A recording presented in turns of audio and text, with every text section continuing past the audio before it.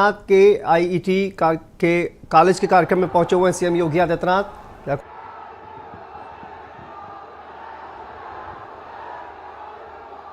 भारत माता की, भारत माता की, भारत माता की। Kite group of institutions Ghaziabad के सिल्वर जुबली सेरेमनी में आयोजित आज के इस कार्यक्रम में केंद्रीय मंत्री और गाजियाबाद के लोकप्रिय सांसद general doctor VK Singh ji, प्रदेश सरकार ने मंत्री Shri Narendra Kashyap ji,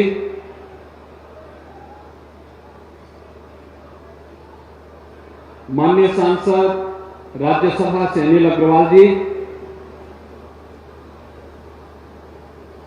chairman GC kite, लोकप्रिय विधायक और प्रदेश शासन के पूर्व मंत्री अतुल गर्ग जी,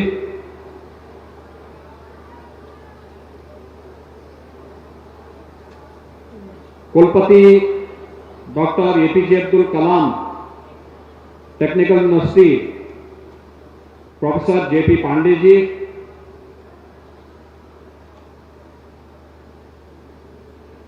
महापौर गाजियाबाद श्रीमती सुनीता दयाल जी, जिला पंचायत अध्यक्ष श्रीमती ममता त्यागी जी, स्थानीय विधायक Shri Ajit Pal Tyagi ji, chairman KIET Shri Sarish Agarwal ji, secretary general KIET Shri Sunil P Gupta ji, KIET परिवार से जुड़े हुए सभी पदाधिकारी और ट्रस्टी और उपस्थित सम्मानित जनप्रतिनिधिगण,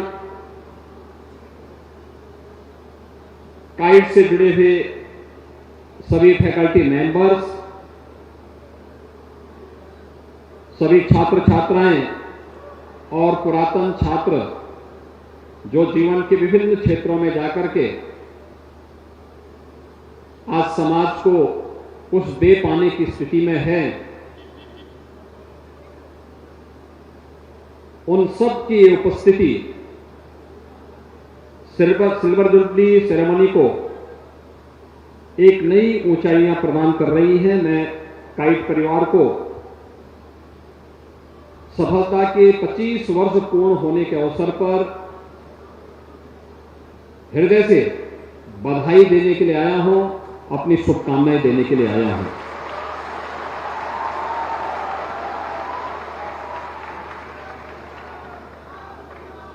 मुझे याद है आज से 25 वर्ष पहले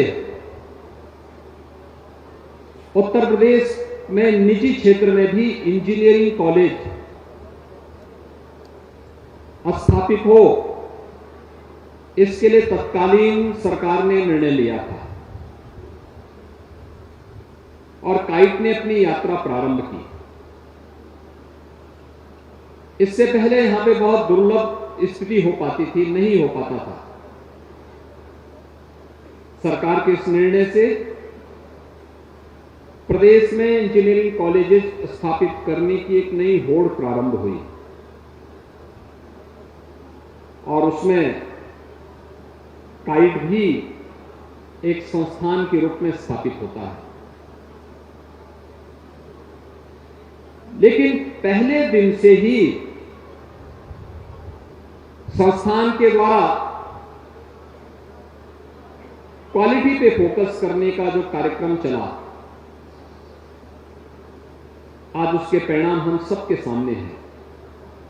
25 वर्ष के शानदार यात्रा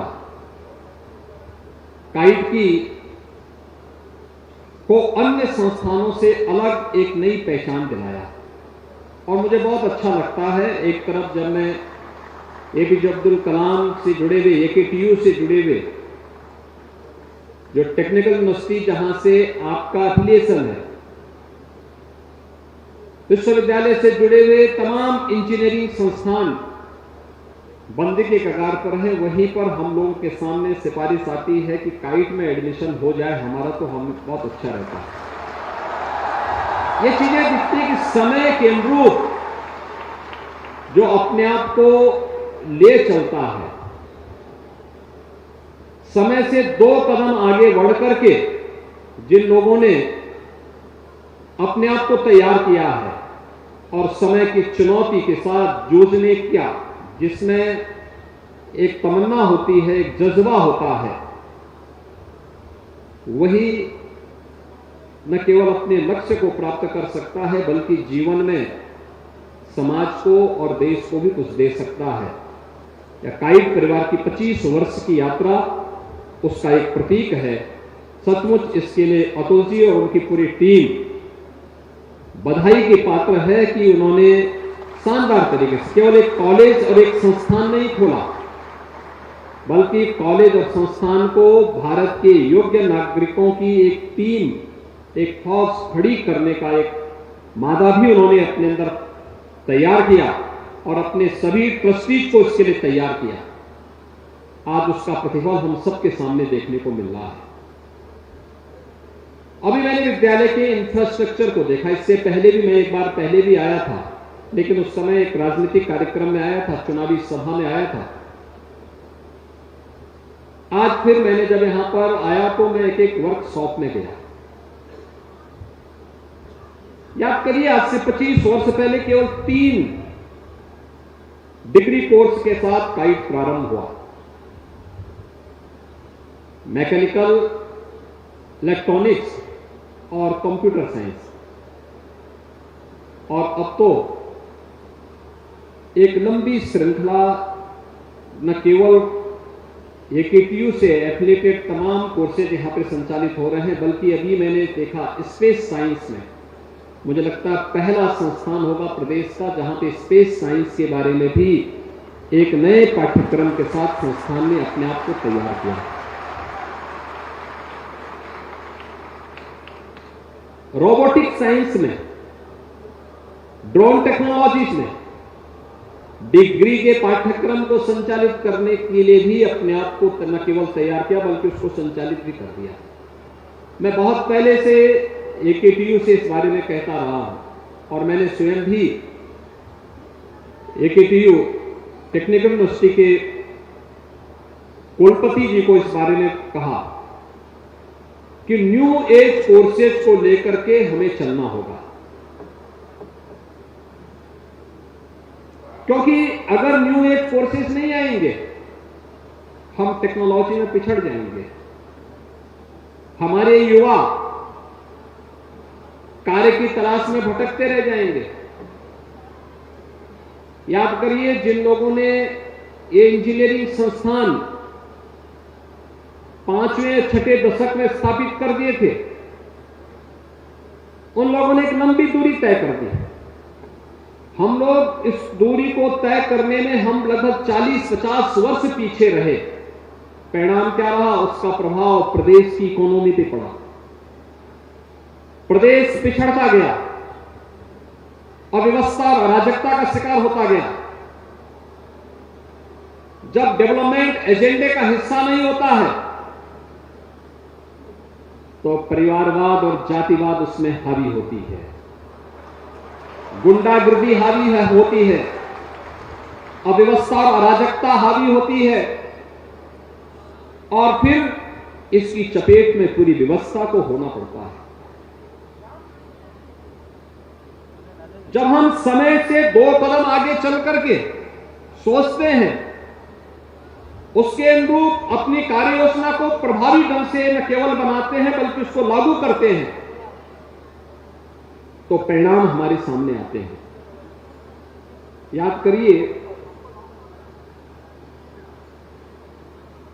2014 के पहले कैसा भारत हमारे सामने था। अविश्वास, अव्यवस्था, अराजकता, पहचान के एक नए संकट से देश गुजर रहा था। आंदोलन हो रहे थे, बड़े बड़े आंदोलन हो रहे थे। पब्लिक में व्यवस्था के प्रति एक आक्रोश था।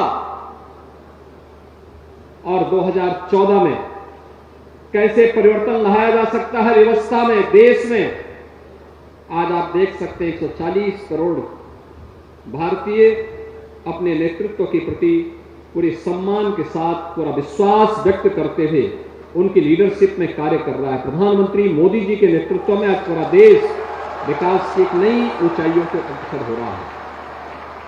आज हमारे पास रैपिड रेल भी है तो मेट्रो भी है, 12 लेन का एक्सप्रेस हाईवे है तो एक्सप्रेस हाईवे की भी एक बहुत अच्छा इंफ्रास्ट्रक्चर हमारे पास है। लैंडलॉक्ड स्टेट से हट करके हम लोगों ने इनलैंड वाटरवे को यूपी के अंदर भी प्रारंभ कर दिया है। पब्लिक ट्रांसपोर्ट की आधुनिकतम सुविधा आज उत्तर प्रदेश में भी है, देश में भी है। डेडिकेटेड फ्रेट कॉरिडोर हो, इसकी भी सुविधा है। लॉजिस्टिक आज की आवश्यकता है, इस दिशा में भी नए नए प्रयास प्रारंभ हुए हैं। युवाओं के लिए रोजगार सृजन की अनेक कार्यक्रम प्रारंभ हो, इस पीएम स्टार्टअप की योजना है, पीएम स्टैंडअप की योजना है, डिजिटल इंडिया के कार्यक्रम है। ये सभी कार्यक्रम के साथ साथ उन्हें भले ही पैसा पुश्तैनी उनके पास हो न हो, लेकिन पीएम मुद्रा की योजना हमारा डिग्री लेकर के आने वाले युवा के लिए तैयार है, जिससे वो अपना स्टार्टअप स्थापित कर सके। शासन ने अनेक ऐसे कार्यक्रम चलाए जो आज युवाओं के लिए भी, महिलाओं के लिए भी, अन्नदाता किसानों के लिए भी, श्रमिकों के लिए भी, समाज का प्रत्येक तबका, व्यवसायियों के लिए भी, उद्यमियों के लिए भी, समाज के हर एक तबके को समान रूप से महत्व देते हुए आगे बढ़ाने के परिणाम हम सबके सामने देश के अंदर भी आए हैं। तो पिछले 6-6.5 वर्ष के अंदर उत्तर प्रदेश के अंदर 25 करोड़ जनता की सेवा करते हुए हम लोगों को भी इस चीज का एहसास हुआ। 6.5 वर्ष पहले उत्तर प्रदेश का नौजवान अपने को उत्तर प्रदेश का कहने में संकोच करता था, पहचान का एक संकट था। पर्व और त्योहार शांतिपूर्ण तरीके से नहीं मनाए जा सकते थे। सरकारें समस्या का समाधान करने की बजाय स्वयं में एक समस्या थी। नौजवान के सामने रोजगार का जो संकट था ही, पहचान का संकट भी था। लेकिन नौजवान साथियों, इन 6.5 वर्ष में आज उत्तर प्रदेश में कह सकता हूं, इस बारे में कह सकता हूं, उत्तर प्रदेश के किसी भी नौजवान के सामने, उत्तर प्रदेश के किसी भी नागरिक के सामने आज के दिन पर अपना पहचान का संकट नहीं है। आज वो ये नहीं कह सकता है, आज छुपा नहीं सकता है कि मैं यूपी का नहीं हूं, बल्कि बहुत सारे लोग ऐसे हैं जो यूपी के नहीं हैं, लेकिन जब अब पहचान देने की आवश्यकता पड़ती है कहते हैं साहब हम यूपी के हैं, कहते हैं। ये पहचान के संकट से मुक्त करने के साथ साथ अब हम लोगों ने अपनी जो योजना आगे बढ़ाई, कार्यक्रम को आगे बढ़ाया गया। इंफ्रास्ट्रक्चर के बाद प्रदेश में टेक्नोलॉजी का बेहतरीन उपयोग करते हुए पीएम डिजिटल मुहिम से प्रेरणा लेते हुए जिस कार्यक्रम को हम आगे बढ़ाए, आज उसका परिणाम हम सबके सामने है। और किस रूप में यूपी इन्वेस्टमेंट के सबसे अच्छे डेस्टिनेशन के रूप में अपने को स्थापित कर सके।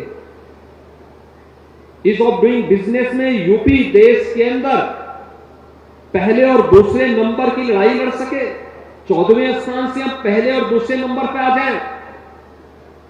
यूपी देश के अंदर की 8वीं 10वीं अर्थव्यवस्था से आज पहली दूसरी अर्थव्यवस्था के रूप में अपने आप को स्थापित करने की होड़ में खड़ा कर सके। यह एक नया यूपी, नए भारत का नया उत्तर प्रदेश हम सबको देखने को मिल रहा है। आपने अभी हाल ही में फरवरी 2023 में उत्तर प्रदेश के ग्लोबल इन्वेस्टर समिट को देखा होगा। हमने उस समय AKTU से जुड़े हुए छात्रों को भी इसके साथ जोड़ा था, IIM के छात्रों को जोड़ा था, अपने अन्य तमाम इंस्टीट्यूशन से जुड़े हुए छात्रों को भी इस अभियान के साथ जोड़ा था। उत्तर प्रदेश शासन से जुड़े हुए पूर्व नौकरशाहों को हम लोगों ने विभिन्न संस्थानों में भेजा था कि इन्वेस्टमेंट समिट का मतलब क्या है। ये केवल निवेश नहीं है, इसके पीछे का एक हेतु भी है। ये जो युवा डिग्री लेकर के आएगा, इसको नौकरी के लिए कहीं और जगह ना जाना पड़े, अपने ही जनपद में, अपने ही क्षेत्र में, अपने ही लोगों के बीच उसके लिए नौकरी, रोजगार, स्टार्टअप स्थापित करने के लिए इस प्रकार का एक प्लेटफॉर्म सरकार उसको उपलब्ध कराने जा रही है। और आपने देखा होगा, जिस उत्तर प्रदेश में कोई आना नहीं चाहता था, जिसने निवेश किया था जो 6 वर्ष पहले, उसको भी समेट करके जा रहा था। आज परिणाम क्या है? मात्र 6 वर्ष में उत्तर प्रदेश के ग्लोबल इन्वेस्टर समिट में 38 लाख करोड़ रुपए के निवेश के प्रस्ताव मिलते हैं। 38 लाख का मतलब 1 करोड़ 10 लाख नौजवानों के लिए सीधे सीधे नौकरी की गारंटी। 1 करोड़ 10 लाख नौजवानों के लिए, और आप जैसे डिग्रीधारी नौजवानों के लिए नौकरी की गारंटी। उस नौकरी की गारंटी के साथ सरकार आपके पास इस इन्वेस्टमेंट समिट को लेकर के आई थी, और आज उसके परिणाम हमारे सामने देखने को मिल रहे हैं। काइट जैसे संस्थान आज न्यू एज कोर्सेज के साथ आगे बढ़ करके अपने युवाओं को तैयार कर रहे थे। मैं इस बात को देखता था, बहुत दिनों से मैं इस बात का इंतजार कर रहा था, बल्कि मैंने AKTU के कुलपति जी को इस बारे में कहा था। मैंने कहा हमें स्पेस साइंस का कोर्स भी प्रारंभ करना चाहिए। मेरी भारत सरकार की विज्ञान एंड टेक्नोलॉजी के जो मंत्री हैं डॉक्टर जितेंद्र सिंह जी से मेरी इस बारे में चर्चा हुई। मैंने कहा ये कोर्स दक्षिण भारत में है, अच्छा है, लेकिन उत्तर भारत के युवा भी, उन्हें उत्तर भारत में ये सुविधा प्राप्त हो। और आज मुझे बहुत अच्छा लगा, मैं अतुल जी आपको और आपकी पूरी टीम को धन्यवाद दूंगा कि स्पेस साइंस से संबंधित पाठ्यक्रम आपने यहां प्रारंभ किया। ड्रोन टेक्नोलॉजी आज ढेर सारी संभावनाएं हैं, पूरा देश और पूरी दुनिया इधर जा रही है। इन नए कोर्सेज को हमें समय के अनुरूप लेना ही पड़ेगा, और इससे भी 2 कदम आगे जाना पड़ेगा। लोग क्या सोच रहे हैं? आज आर्टिफिशियल इंटेलिजेंस बहुत बड़ी मदद कर सकता है समाज की, हर एक क्षेत्र में, जीवन के प्रत्येक क्षेत्र में, वह इंफ्रास्ट्रक्चर का हो, PM गति शक्ति नेशनल मास्टर प्लान, टेक्नोलॉजी का बेहतरीन उपयोग करते हुए हमें एक प्लेटफॉर्म पर सभी प्रकार की NOCs उपलब्ध हो सके। इसके लिए प्रधानमंत्री मोदी जी के नेतृत्व में पूरे देश के अंदर इंफ्रास्ट्रक्चर के लिए एक नए कार्यक्रम को आगे बढ़ाया गया, टेक्नोलॉजी का बेहतरीन उपयोग। और इस दिशा में उत्तर प्रदेश जैसे राज्य में, आप याद करिए जब कुंभ जैसे बड़े आयोजन होते हैं, 2019 का कुंभ था, और 2019 के कुंभ के दौरान 24 करोड़ श्रद्धालुओं का प्रयागराज में आना हमारे सामने एक चैलेंज था। कुंभ का मतलब भगदड़, अव्यवस्था, गंदगी, ये माना जाता था। हम लोगों ने कहा नहीं, इसकी परिभाषा बदलनी है। कुंभ का मतलब भव्य हो, कुंभ का मतलब दिव्यता हो, कुंभ का मतलब स्वच्छता हो, कुंभ का मतलब सुरक्षा हो, कुंभ का मतलब सुव्यवस्था हो। और इसको बदलने के लिए टेक्नोलॉजी कैसे प्रभावी हो सकती है? टेक्नोलॉजी का उपयोग किया गया, आर्टिफिशियल इंटेलिजेंस का उपयोग किया गया। हम लोगों ने इसके लिए ICCC की स्थापना की। 25 करोड़ लोग, 24 से 25 करोड़ श्रद्धालु आए। स्वच्छता, जो आता था प्रभावित होकर जाता था। कैसे हम टेक्नोलॉजी का उपयोग एक सामान्य नागरिक को उसके जीवन को परिवर्तन करने के लिए दे सकते हैं। ड्रोन, अभी मैं देख रहा था एग्रीकल्चर के क्षेत्र में एक किसान पेस्टिसाइड छिड़कता है हाथ से, अपने हाथ में लेकर के जहरीली दवा। आप सोचिए कि एक जहरीले कीड़े को मारने के लिए जिस दवा को वह छिड़क रहा है उसका दुष्प्रभाव उस पर भी तो पड़ेगा, और वह तमाम गंभीर बीमारियों की चपेट में आ जाता था। टेक्नोलॉजी नहीं थी, वो अपने हाथ से छिड़कने के लिए मजबूर होता था, बीमार हो जाता था, बेहोश हो जाता था, खेत में पड़ा रहता था।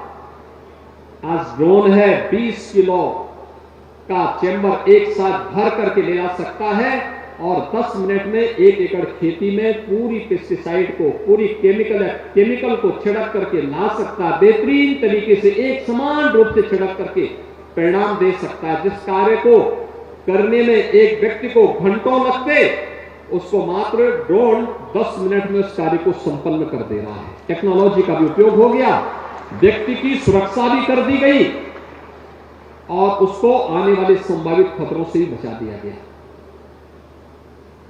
ट्रैफिक मैनेजमेंट में बेहतरीन उपयोग हो सकता है, सुरक्षा में बेहतरीन उपयोग हो सकता है, भ्रष्टाचार पर प्रभावी अंकुश लगाने में टेक्नोलॉजी बेहतरीन उपयोग हो रही है जीवन के प्रत्येक क्षेत्र में। लेकिन याद रखना, एक टेक्नोलॉजी मानव के द्वारा संचालित हो, मानव उससे संचालित न हो।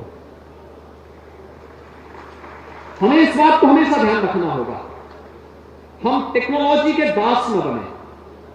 टेक्नोलॉजी हमारे द्वारा संचालित हो और हम उस पर एकाधिकार प्राप्त करके उसको अपने अनुसार मानव कल्याण के लिए, समृद्धि के लिए, खुशहाली के लिए, ईज ऑफ लिविंग के लिए हम उसका उपयोग करें। मुझे लगता है कि यह आज की आवश्यकता है। दुनिया के जितने बड़े सीईओ हुए हैं, सबने इस बात को हमेशा महसूस किया, टेक्नोलॉजी आवश्यक है, लेकिन टेक्नोलॉजी को हम अपने अनुरूप, अपने और समाज के अनुकूल बनाने का प्रयास करें, उसका गुलाम बनने का कभी प्रयास न करें। आज मैं देखता हूं अक्सर अपने युवाओं को, वो प्रतिभा से संपन्न है, ऊर्जा से उत्प्रोत है, उसमें सब कुछ करने की सामर्थ्य है, और वैसे ही नहीं कहा हमारे ऋषि मुनियों ने, उन्होंने इस बारे में हमेशा कहा कि अयोग्यो पुरुषो नास्ति योजकः तत्र दुर्लभ, यानी कोई अयोग्य नहीं है। और हमारा युवा तो भरपूर ऊर्जा से भरपूर है, प्रतिभा से भरपूर है, जहां कहीं भी गया है दुनिया में उसने सफलता के नए झंडे गाड़े हैं, देश में भी दुनिया में भी। उस युवा के लिए आज के परिप्रेक्ष्य में हम कौन सा कार्यक्रम आगे बढ़ा सकते हैं, ये आवश्यक है। और इसी दृष्टि से सरकार ने भी अनेक कार्यक्रम आगे बढ़ाए हैं। हम स्वामी विवेकानंद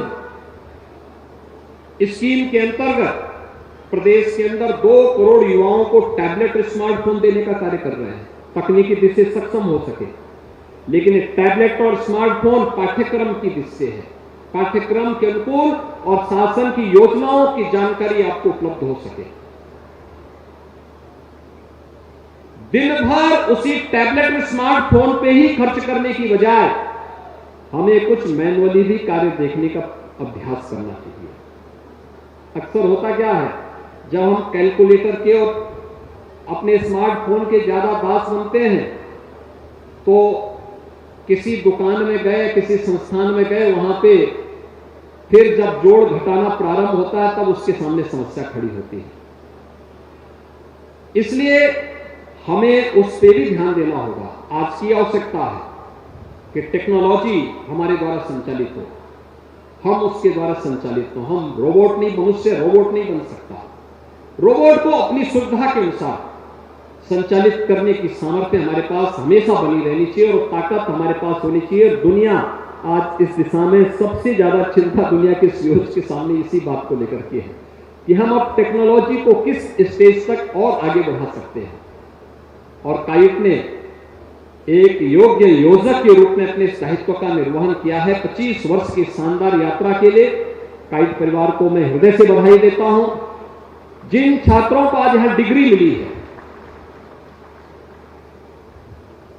बीटेक की भी, एमटेक की भी, बी फार्मा की भी, एम फार्मा की भी, एमसीए की भी, मैं देख रहा था, उनके मन में एक जज्बा था।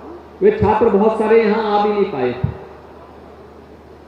लेकिन उन छात्रों ने अच्छा किया। काइट जैसे संस्थान से उन्होंने अपनी डिग्री ले ली और डिग्री लेकर के आज वे अपने नए जीवन में प्रवेश कर रहे हैं। कैरियर काउंसलिंग का भी एक संस्थान यहाँ पे यह संस्थान चला रहा है और कैरियर काउंसलिंग के माध्यम से बहुत सारे छात्रों का प्लेसमेंट हुआ होगा, बहुत सारे लोग अपना स्टार्टअप स्थापित करेंगे और प्रदेश में तो बहुत संभावनाएं हैं। हम एक फार्मा पार्क लेके आ रहे हैं। प्रदेश में फार्मा के क्षेत्र में असीम संभावनाएं हैं, हर एक क्षेत्र में असीम संभावनाएं हैं। प्रदेश में हम डिफेंस कॉरिडोर की स्थापना का कार्य भी कर रहे हैं।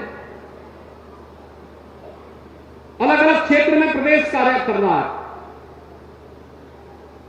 केंद्र और राज्य सरकार की सभी योजनाओं के साथ जुड़ करके हमें अपनी प्रतिभा का बेहतरीन मंच वहां पर हम शासन जहां आपको उपलब्ध कराएगा, वहीं साथ ही साथ अपनी प्रतिभा को जितना मेहनत कर सकते हैं उसके लिए आप करेंगे तो उसके परिणाम आपके लिए भी, प्रदेश के लिए भी और देश के लिए भी होने चाहिए। याद रखना, हम सब कुछ करें, लेकिन हमारे सामने हमेशा हमारा देश और हमारा समाज हमारी प्राथमिकता का हिस्सा होना चाहिए। नेशन फर्स्ट, राष्ट्र पहले है, राष्ट्र पहले है, फिर समाज उसके बाद में आएगा, परिवार तब तीसरे नंबर पर और मेरा स्वयं का ही चौथे नंबर पर। जिस दिन इस लक्ष्य को लेकर के हम चलेंगे तो प्रधानमंत्री जी के विजन के लोग 2047 में भारत को दुनिया के एक विकसित देश के रूप में स्थापित करने से कोई ताकत रोक नहीं पाएगी, क्योंकि दुनिया की सबसे अच्छी और सबसे युवा शक्ति हमारे पास है, हमारे देश के पास है। इसमें कोई संदेह नहीं होना चाहिए। आप सबके प्रति मेरी शुभकामनाएं। जय हिंद। ओए नीचे आ, घोड़े बेच दिए क्या? ये ऐसे नहीं मानेगा।